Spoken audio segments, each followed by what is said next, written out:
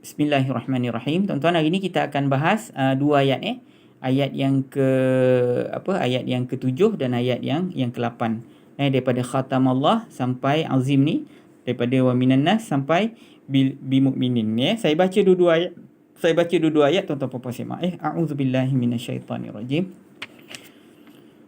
ختم الله على قلوبهم وعلى سمعهم وعلى أبصارهم غشاوة ولهم عذاب عظيم ومن الناس من يقول آمنا بالله وباليوم الآخر وما هم بمؤمنين. Baik, kita tengok khatamallahu ala qulubihim. Kita nak keluarkan semua haraf jar dulu tuan-tuan Okey, ala ialah haraf jar. Okey, nanti kita tengok ala ni boleh tak membaris bawahkan qulubi tu? Boleh, nampak kat sini kan? Okey. Ni ala lagi tuan-tuan jumpa Yang ni boleh tak dia buat kerja dia? Kemudian ala ala ni boleh tak buat kerja dia? Lagi mana lagi? Haraf jar lagi. Ni lahum la ni haraf jar juga. Okey. Kemudian wa minan nas min ni dia pun haraf jar juga.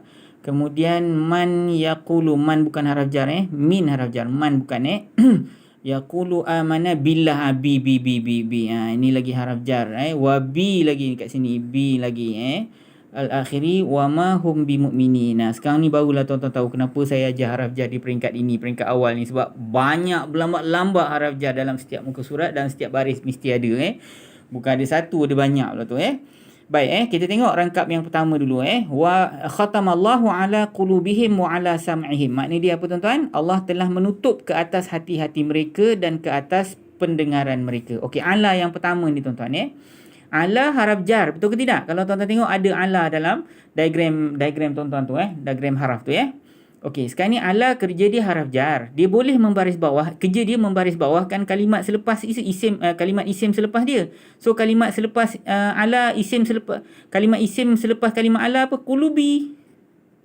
Betul tak? So qulubi ni nampak tak baris bawah ni? So ala ni telah menjalankan kerja dia. Maknanya qulubi ni dia ni ialah isim biasa, isim yang boleh diubah-ubah baris hujung Ini bukan isim yang ada gelaran dan fungsi dalam ilmu nahwu. Okey, ala yang kedua ni tuan-tuan, ni haraf jar yang kedua ala juga kan. Okey, sam'i, maknanya ala ni kerja dia membaris bawahkan kalimat isim yang selepas dia. So kalimat isim selepas ala apa tuan-tuan? Sam'i. Betul ke tidak? So sam'i ni dia baris bawah. Betul tuan-tuan Baik, kalau dia baris bawah, kenapa dia baris bawah? Sebab dia telah dibaris bawahkan oleh Allah ni. Allah ni punya kerja So maknanya sam'i ni isim biasa, bukan isim yang ada gelaran dan fungsi. Dia boleh diubah-ubah baris hujung dia. Sebab tu sam'i. Boleh sam'a, boleh sam'u dalam ayat yang lain, tapi dalam ayat ni sam'i. Sebab apa? Sebab haraf jar. Okey, wa ala absari. Sama juga absari ni pun baris bawah disebabkan oleh Allah ni. Maknanya absari ni isim biasa Okey. Wa lahum. Tengok ni lahum. La ni haraf jar. Bagi, maksud la ni ialah bagi ataupun untuk tuan-tuan So ini ialah haraf jar juga tapi tuan-tuan tengok lahum ni tak? Ada tak baris bawah dekat home? Tak. Jadi maknanya home ni tuan-tuan, dia bukan isim biasa. Dia ni isim yang ada gelaran dan fungsi. Apa makna home? Mereka kan apa gelaran dia tuan-tuan? Mereka, aku, engkau, saya, kami, awak. Tu apa? Itu apa gelaran dia tuan-tuan? Itu gelarannya ialah isim ganti nama diri. Ingat tuan-tuan So isim ganti nama diri dia mabni. Sebut mabni tuan-tuan. Mabni maknanya apa? Mabni maknanya kebal Mabni maknanya kebal. Mabni maknanya apa tuan-tuan? Kebal So mabni artinya ialah kalimat yang tidak boleh diubah-ubah baris. Sebab tu kita panggil dia kebal Okey. Azabun azim, settle. Okey, wa minan nas. Tengok min. Dia mina, dia sebenarnya min. Wa min an-nas. Tapi Rasulullah ajar kita baca, jangan baca wa min an-nas walaupun ejaan dia memang wa min an-nas. Ejaan dia memang min an-nasi, min wa min an-nasi asal dia kalau ikut ejaan. Tapi tak, Rasulullah kata jangan baca macam tu. Rasulullah ajar kita wa minan nas. Sebab apa tahu? Kalau kita baca wa min an-nasi, bacaan itu bagi orang Arab tidak fasih ataupun bukan bacaan yang fushah. Pernah dengar perkataan fushah kan? Kalimat ataupun ayat Quran dia dibaca dengan fushah, dengan perkataan yang fushah. Jadi kalau tuan-tuan baca wa min an-nas, betul ikut ejaan tapi salah dari sudut bacaan. Rasulullah tak ajar kita baca macam tu So baca wa minan nas. So perkataan mina sebenarnya tidak ada dalam bahasa Arab. Yang ada ialah min. Habis ustaz, kalau tak ada yang pergi letak mina kat sini pasal apa? Ini sekadar untuk lancarkan bacaan. Faham tak tuan-tuan Perkataan mina memang tak ada dalam bahasa Arab. Yang ada ialah min. Ini asalnya perkataan min, ya. Tapi dia jadi mina kerana untuk lancarkan bacaan, untuk fasihkan bacaan. Itu yang diajar oleh Rasulullah. Okey. Baik, min ni haraf jar, betul ke tidak? Jadi kalau haraf jar, kerja dia membaris bawahkan isim yang selepas dia. Okey, kita tengok kalimat selepas ni ialah an-nasi. Ini isim biasa ke isim yang ada gelaran dan fungsi, tuan-tuan? Yang ini ialah isim biasa. Jadi kalau isim biasa boleh diubah-ubah baris hujung dia. Sebab tu tuan-tuan kadang-kadang tuan-tuan jumpa wamin, kadang-kadang tuan-tuan jumpa an-nasu, kadang-kadang an-nasa, kadang-kadang an-nasi. Kat sini an-nasi disebabkan oleh haraf jar ini. Tapi nas ni dia, kita pernah belajar, dia ialah isim, dia adalah jamak taksir tapi membawa maksud orang. Itu cerita lain tuan-tuan Ini pelajaran kita tentang mini, itu cerita lain. Sebab tu tuan-tuan jangan mix up. Sebab tu tuan-tuan kena ikut pengajian kita, sebab kita ikut susunan dia satu-satu. Jangan tuan-tuan nak mandai-mandai ubah-ubah cerita Ikut pelajaran kita hari ni ialah tentang ini ialah isim biasa. Saya tak cerita pasal jamak ke mufrad ke tak. Ini isim yang ada gelaran dan fungsi ke isim biasa? Inilah isim biasa, ustaz. So isim biasa boleh ubah baris hujung, ustaz. Jadi di sini kenapa kalau dia perubahan boleh 3, si, su dengan sa. Kat sini kenapa si? Sebab ada haraf jar sebelum dia. Itu jawapan dia. Jadi kalimat ini dia tidak mabni, dia tidak kebal. Okey, kita ambil lagi, teruskan lepas wa minan nasi man yaqulu. Man ni bukan haraf jar Min haraf jar, man bukan. Man maknanya seseorang yang, bukan dari, ingat tak? Kalau min maknanya dari, man maknanya seseorang yang. Jangan mix up walaupun mim dengan nun juga huruf dia. Tengok baris dia yaqulu amanna billah, ni sekali B. B kan?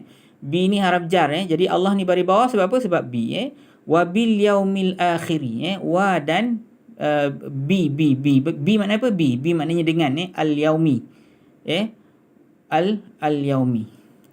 Okey, al yaumi maknanya apa ni kita panggil? Al-Yaumi dia baris bawah disebabkan oleh B Kemudian al-akhiri. Al-akhiri ni baris bawah sebab lain Dia ada, ni salah satu sebab kalimat akan baris bawah. Ada sebab lain juga, nanti kita bahas kemudian Hari ni tuan-tuan belajar tentang haraf jar Yang kalimat selepas haraf jar tu ada yang mabni, ada yang boleh ubah baris. Mabni maknanya kebal. Yang boleh ubah baris kalau dalam istilah nahwu dipanggil mu'rab mu'rab. Nanti kita belajar wa ma hum bimu'minin. Wa dan ma tidaklah hum maknanya mereka bimu'minin. B ni haraf jar tuan B ni haraf jar mu'minina, orang-orang yang beriman. Tengok ada tak baris bawah di ujung? Ada atau tidak nanti kita bahaskan kemudian tentang perkara ni Sebenarnya pelajaran ni ialah pelajaran peringkat yang ketiga nanti Sebenarnya mukminin ni dia ada baris bawah dia, tapi dia tak pakai kasrah, dia pakai benda lain. Itu nanti kita bahaskan kemudian tuan-tuan Baik, sekarang ni tuan-tuan saya nak bagi tuan-tuan satu soalan kuis.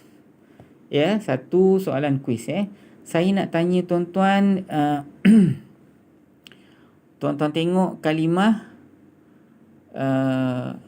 tuan-tuan tengok yaqulu ni tuan-tuan. Yaqulu ni, yaqulu, tengok yaqulu. Okey, tuan-tuan tolong saya, yaqulu ini yang pertama sekali saya nak tanya. Dia ni isim ke fi'il ke haraf? Dia ni isim ke fi'il ke haraf? Kalau dia isim ataupun fi'il, dia ada ganti nama diri tersembunyi dalam dia kan? Tolong saya cari apa ganti nama diri dekat dalam yaqulu ini. Yang pertama soalan saya, dia isim atau fi'il atau haraf? Dan kalau dia isim dan fi'il, apakah isim atau fi'il dia adakah dia isim atau fi'il atau haraf? Okey, sekiranya dia ni bukan haraf, dia isim ataupun fi'il, apakah ganti nama diri yang terdapat dalam kalimah yaqulu ini? Itu soalan kuis kita tuan-tuan. Jadi tuan-tuan tolong jawab saya. Pergi dekat tolong jawab di 010-817-3131. Kalau dia isim ataupun fi'il, saya nak dengar tuan-tuan pindah diagram yang kedua. Cari jantina dia, jumlah dia dan ganti nama diri yang keberapa, first person ke second person ke third person. Kemudian saya nak tahu apakah ganti nama diri yang tersembunyi dalam kalimah yaqulu ini. Nanti saya bantu tuan-tuan. Kita ambil kita ambil diagram kita yang pertama semula. Nanti saya ambil sekejap Kalau dia isim ataupun fi'il, ingat yaqulu kan? Kalau dia isim ataupun fi'il, tuan-tuan pindahkan ke diagram yang kedua. Tuan-tuan tolong bagi tahu jantina, jumlah. Tuan-tuan cari jantina, jumlah dan ganti nama. Kemudian tuan-tuan bagi tahu dengan saya apa ganti nama diri tersembunyi dekat dalam dia. Saya cuma soalan tu saya nak dua je. Soalan ada dua je. Saya nak dua jawapan saja. Dia isim atau fi'il atau haraf, dan apakah ganti nama diri tersembunyi dekat dalam dia. Jangan main bedal ya tuan-tuan. Tuan-tuan kena cari dulu sebelum jawab. Cari dulu jantina, jumlah dan ganti nama. Tu saya tak tanya. Saya cuma nak dua je jawapan. Dia isim ataupun fi'il ataupun haraf, dan apakah ganti nama diri tersembunyi dalam kalimah yaqulu itu ya. So tuan